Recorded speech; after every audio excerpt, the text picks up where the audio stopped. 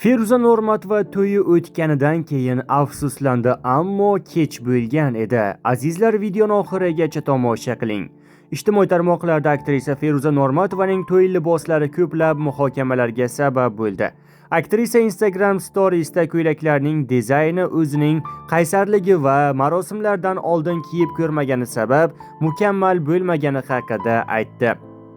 Birinchi kiygan ko'ylagimning bichimini tanlaganimizda korseti bu darajada emasdi. Ichi ham oq ayvoriy rangda edi. Xonzoda Qambar va ko'ylakning ichki matosi oq ayvoriy rangda bo'lsa, chiroyli chiqishi haqida aytgandi. Men bunga rangini biroz to'qroq qilaylik, korseti tepada qolib ketmasin, sal pastroqqa tushsin degandim. Xonzoda jamoasi bilan birga ko'ylakni juda ham chiroyli, xohlaganimdek tikib berdi. Ammo ko'ylak tayyor bo'lgandan keyin uni kiyib videoga olib tashqaridan qanday turganini, yarashganmi yo'qmi bilmaganim xatoyim bo'ldi.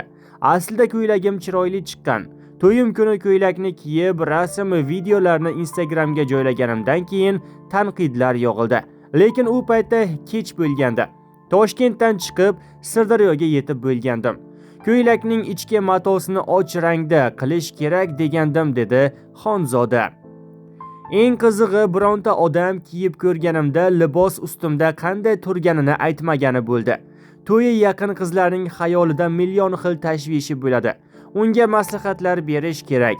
Bunday paytda kelinlar bir narsaga fokus qarata olmaydi.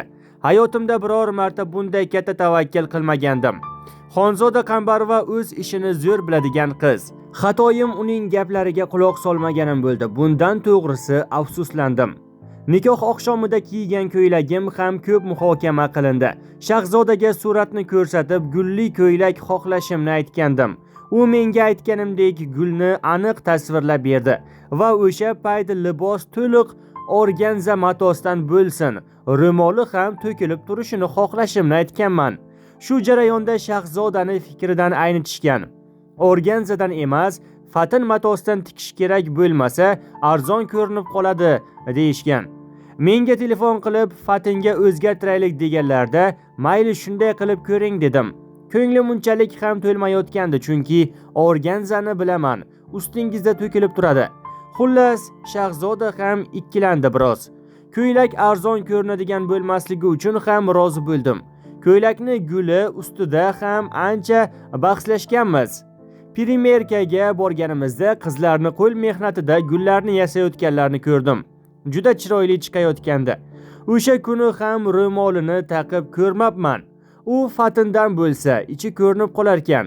Fothamdagi ro'moldek organzadan tikilsa, ichi ko'rinmasdi. Buni Shahzoda ham bilmagan. Lekin ko'ylak juda chiroyli chiqqan. Ansamblga ham, to'yxonaga ham mos tushdi. Ko'nglim sal to'lmagani fataning fatindan tikilgani bo'ldi. Shahzoda tikib bergan qolgan ikki libosim ideal chiqdi. Chunki unga umuman aralashmadim. O'zlari qilishdi hammasini. Ishlari juda chiroyli chiqdi, dedi Feruza Normatova. Eslatib o'tamiz, shu yilning 15-oktyabrda aktrisa Feruza Normatova va xorazmlik 23 yoshli MMA jangchisi Olloyor Abdushukurovning to'ylari bo'lib o'tgan edi. 2 yoshga baxt tilagan holda kommentariyaga fikr-mulohazalaringizni va tilaklaringizni bildirib o'tishni unutmang.